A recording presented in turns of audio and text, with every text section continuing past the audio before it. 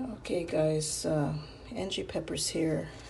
Just gonna do a real quick little segment here.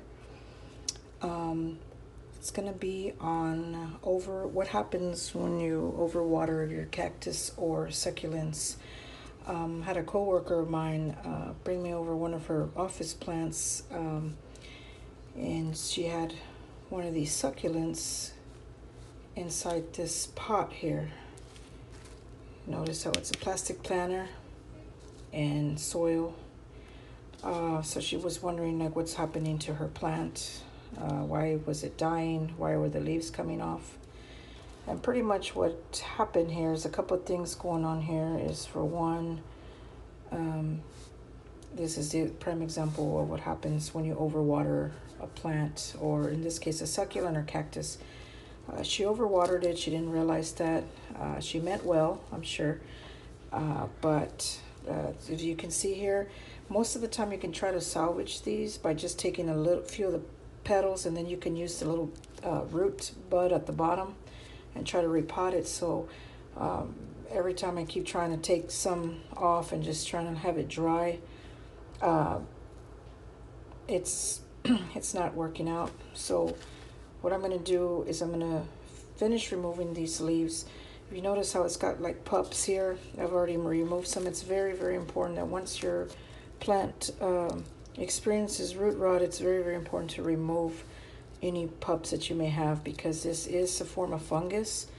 This fungus will spread and attach to the babies, and then it'll also create rot in them. So it looks like these can be saved. So what I'm going to do for her, I told her that there's no guarantee that this plant can be saved. As you can see, there's a stinge smell when you get up close to it and smell it. And there's you can see that the fungus has already taken over pretty much the entire plant. For one, like I said, the pot was too big. I would recommend it to her in the future to use clay or ceramic for better drainage. So she used, the pot was too big, too deep. Doesn't need to be that deep.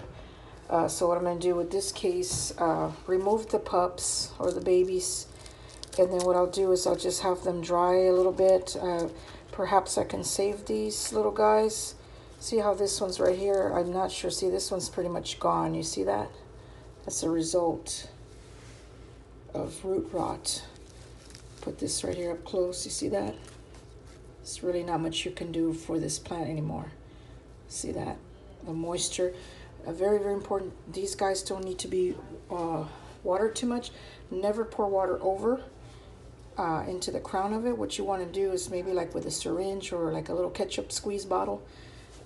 When you have it in the pot, you want to just put a little bit of, water with a syringe. In this case, I'll be posting later on some future transplants and how to care for your succulents. But see, this one is pretty much a goner. So what I'm going to try to do is I'm going to try to see what I can do as far as with these babies to see about saving them. And then you could use, like I said, clay or ceramic pots. What I'm going to do is I'm just going to get some cactus soil. What you want to do is probably put like maybe half soil, and then towards the top I'm going to put some rocks to help with the drainage and to keep the moisture.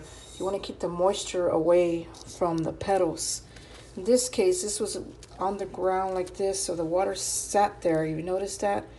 And that's what happened. So pretty much this is, like I said, I wanted to do this segment. I could probably use some of these, just cut them off a little bit, and then maybe I could propagate these. So there's a lot going on here. This is what happens, like I said, when you overwater a succulent or a cactus. You don't want to do that because the water sits there. These don't need any watering, but maybe like once a week, maybe. As you can see there, the result of the root rot, you see that? This cannot be recovered. It's pretty much spread through the plant. If it's got babies, remove them immediately, like I said, because this is what will happen.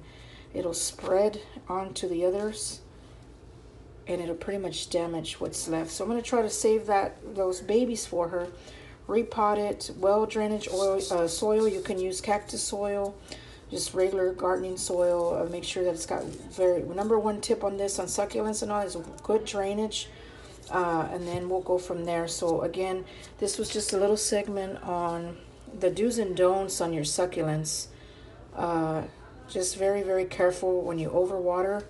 When you use large pots and small, just be very, very careful. Just try to use one to where just enough where it fits right in.